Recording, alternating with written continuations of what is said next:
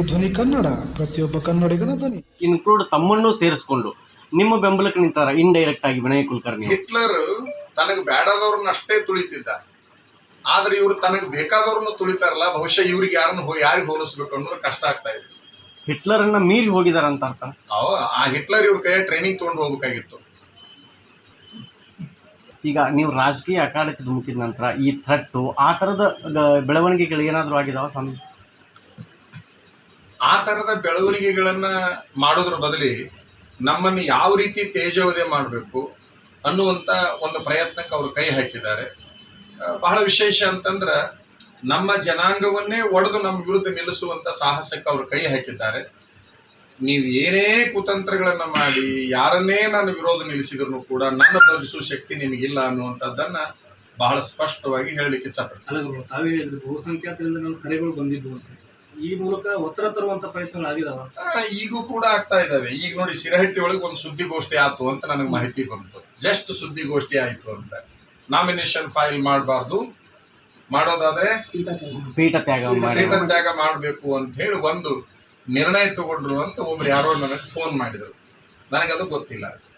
ಅಲ್ಲಿ ಹೆಸರೇನಿದೆ ಮಠದ ಭಕ್ತರು ಅಂತ, ಆದರೆ ಅವರೆಲ್ಲರೂ ಯಾರ ಭಕ್ತರು? ಜೋಶಿ ಅವ್ರ ಭಕ್ತರಾಗಿದ್ದಾರೆ. ನಮ್ಮೂರವ್ರ ಕರೆ, ನಮ್ಮ ನಾಡಿನವ್ರ ಕರೆ. ನಿಜವಾಗಲೂ ನನ್ನ ಅಭಿಮಾನಿಗಳವರು, ನನ್ನ ಅಭಿಮಾನಿಗಳಾಗಿದ್ರು ಕೂಡ ಅವ್ರು ಓಸೂರು ಏನು ಇವತ್ತು ಅಲ್ಲಿ ಕುತ್ಕೊಂಡಿದಾರಲ್ಲ, ಅವ್ರ ಕಾಸು ನನ್ನ ಅಭಿಮಾನಿಗಳು. 27 ವರ್ಷದಿಂದ ನನ್ನ ಅಭಿಮಾನಿಗಳು. ಬಟ್ ಜೋಶಿ ಅವರು ತಮ್ಮ ಕುತಂತ್ರವನ್ನು ಅಲ್ಲೂ ಕೂಡ ಪ್ರಯೋಗ ಮಾಡಿ ಇಡೀ ನಮ್ಮ ರಾಜ್ಯದೊಳಗೆ ಎಲ್ಲ ಸಮಾಜದ ನಾಯಕರನ್ನ ಇದೇ ಕುತಂತ್ರಗಳನ್ನ ಮಾಡಿ ಶಕ್ತಿಹೀನರನ್ನಾಗಿ ಮಾಡಿದ್ದಕ್ಕಾಗಿ ನಾನು ಹೊರಗೆ ಬಂದಿದ್ದೇನೆ. ಈ ರೀತಿ ನಿಜವಾಗ್ಲೂ ಕೂಡ ಅವರೇನು ನನ್ನಿಂದ ಬಯಸಿದ್ದಾರೆ, ಜನಗಳೆಲ್ಲ ನನ್ನಿಂದ ಏನನ್ನ ಬಯಸ್ತಾ ಇದ್ದಾರೆ, ಬಹುಶಃ ಅದನ್ನ ಗುರಿ ಮುಟ್ಟುವಂತಹ ಪ್ರಯತ್ನವನ್ನ ನಾನು ಯಾವುದೇ ಪರಿಸ್ಥಿತಿ ಒಳಗೆ ಮಾಡೇ ತೀರ್ತೇನೆ.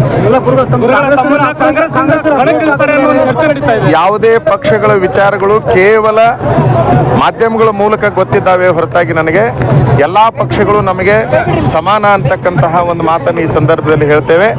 ಆ ಎಲ್ಲ ಪಕ್ಷಗಳು ತೆಗೆದುಕೊಳ್ಳುವ ತೀರ್ಮಾನ ನಮ್ಗೆ ಯಾವ ಗೊತ್ತಿಲ್ಲ. ಗೊತ್ತಾದಾಗ ಅದ್ರ ಬಗ್ಗೆ ನಾವು ಸಾರ್ವಜನಿಕರ ಮುಂದಿಟ್ಟು ನಮ್ಮ ನಿರ್ಧಾರವನ್ನು ಅಲ್ಲ, ನಾವು ಯಾವುದೇ ಪಕ್ಷಗಳ ನಿರ್ಧಾರವನ್ನ ನಾವು ಸ್ವತಂತ್ರವಾಗಿ ಏನು ಹೇಳಲಿಕ್ಕೆ ತಯಾರಿಲ್ಲ. ಈ ಎಲ್ಲ ಸಾರ್ವಜನಿಕರ ಮುಂದೆ ಇಡ್ತೇವೆ. ಅದಕ್ಕಾಗಿ ಇನ್ನೊಂದು ಸಭೆಯನ್ನು ಕರಿತೇವೆ. ಎಲ್ಲ ಸಾರ್ವಜನಿಕರು ಅವ್ರು ಯಾವ ರೀತಿ ಸರಿ ಅಂತಾರೆ ಅದಕ್ಕೆ ನಾವು ಬದ್ಧರಾಗಿರ್ತೇವೆ. ಒಂದು ಮಾತ್ರ ಸತ್ಯ, ನಮ್ಮನ್ನು ಹಿಂದಕ್ಕೆ ಸರಿಸ್ತಾರೆ ಹಾಗೆ ಹೀಗೆ ಅನ್ನುವ ಊಹಾಪೋಹಗಳು ಬಹುಶಃ ಎಲ್ಲ ಸುಳ್ಳು. ಈ ಭೂಮಿ ಮೇಲೆ ಚುನಾವಣಾ ಕಣದಿಂದ ನನ್ನನ್ನು ಹಿಂದಕ್ಕೆ ಸರಿಸುವ ವ್ಯಕ್ತಿ ಯಾರು ಹುಟ್ಟಿಲ್ಲ ಅನ್ನೋದನ್ನು ಮಾತ್ರ ಹೇಳಲಿಕ್ಕೆ. ಈಗ ನಾನು ಪಕ್ಷೇತರ ಅಂತ ಘೋಷಣೆ ಮಾಡಿದ್ದೇನೆ. ಸಾರ್ವಜನಿಕರೆಲ್ಲರೂ ಪಕ್ಷೇತರ ನಿಲ್ಲಬೇಕು ಅಂತ ಹೇಳಿದ್ದಾರೆ. ಹಾಗಾಗಿ ಪಕ್ಷೇತರವಾಗಿ ಸ್ಪರ್ಧಿಸ್ತೇನೆ. ನನ್ನನ್ನ ಬಹುಸಂಖ್ಯಾತರು ಸಂಪರ್ಕ ಮಾಡಿ ತಮ್ಮ ವಿಚಾರಗಳನ್ನು ಹೇಳಿದ್ದಾರೆ. ಆ ಎಲ್ಲ ವಿಚಾರಗಳನ್ನು ನಾನು ತಲೆಯಲ್ಲಿ ಇಟ್ಟುಕೊಂಡಿದ್ದೇನೆ. ಸಾರ್ವಜನಿಕರ ಮುಂದಿಟ್ಟು ನಿರ್ಧಾರವನ್ನು ತಾರೀಕಿಗೆ ಮಧ್ಯಾಹ್ನ ನಾಮಪತ್ರವನ್ನು ಸಲ್ಲಿಸುವ ತೀರ್ಮಾನವನ್ನು ಮಾಡಿದ್ದೇನೆ. ನನಗೆ ಯಾರು ಭೇಟಿಯಾಗಿಲ್ಲ. ಸಮಯ ಈ ಕ್ಷೇತ್ರದ ಮತದಾರರು ನಮ್ಮನ್ನು ಚುನಾವಣೆಗೆ ನಿಲ್ಲಿಸಿದ್ದಾರೆ. ಈಗ ನಮ್ಮ ಹಿಂದೆ ಯಾವುದೇ ಪಕ್ಷ ಇಲ್ಲ, ನಮ್ಮ ಹಿಂದೆ ಮತದಾರರಿದ್ದಾರೆ. ಅಲ್ಲ, ನನಗ ಎಲ್ಲದೂ ಮಾಧ್ಯಮಗಳ ಮೂಲಕ ನೋಡಿದ್ದೇನೆ. ಈಗ ಸದ್ಯಕ್ಕೆ ನಾನು ಕೇವಲ ಮತದಾರರ ಇಚ್ಛೆಗೆ ಚುನಾವಣೆಗೆ ನಿಂತಿದ್ದೇನೆ. ಮತದಾರರ ಅಭಿಲಾಷೆ ನಮ್ಮ ಅಭಿಲಾಷೆ.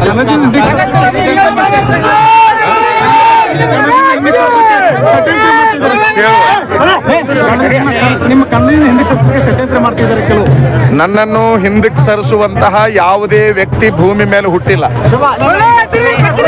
ನಿಮ್ ಕಾಂಗ್ರೆಸ್, ನಿಮ್ಮ ತಂದೆಯವರ ಅಧ್ಯಕ್ಷತೆ ಒಳಗೆ ನಿಮ್ ಕಾಂಗ್ರೆಸ್ಸಿನ ಪರಿಸ್ಥಿತಿ ನೋಡ್ರಿ. ಮೊನ್ನೆ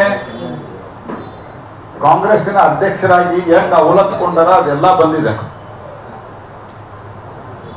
ಕಾಂಗ್ರೆಸ್ಸಿನ ಪರಿಸ್ಥಿತಿಯಲ್ಲಿ ಕಾಂಗ್ರೆಸ್ ಪಕ್ಷದಲ್ಲಿ ಅವ್ರ ಪರಿಸ್ಥಿತಿ ಏನಿದೆ ಅಂತ ಹೇಳ್ಕೊಂಡಿದ್ದಾರೆ.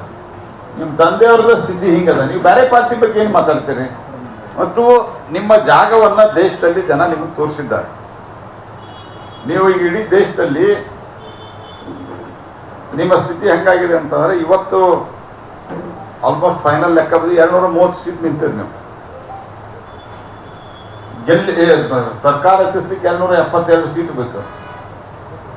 ನಿಮ್ಮ ಸ್ಥಿತಿ ಹಿಂಗಾಗ್ಯದ. ನೀವು ಪ್ರಧಾನಮಂತ್ರಿಗಳ ಬಗ್ಗೆ ಮಾತನಾಡಿದರೆ ಪತ್ರಿಕೆಯಲ್ಲಿ ಮತ್ತು ಮಾಧ್ಯಮದಲ್ಲಿ ಪ್ರಚಾರ ಆಗ್ತದೆ ಅಂತ ಅನ್ನುವ ತೆವಲಿಗಾಗಿ ಮಾತನಾಡ್ತಾ ಇದ್ದಾರೆ ಅವರು, ಅಷ್ಟೇ, ಬೇರೆ ಇನ್ನೇನಿಲ್ಲ.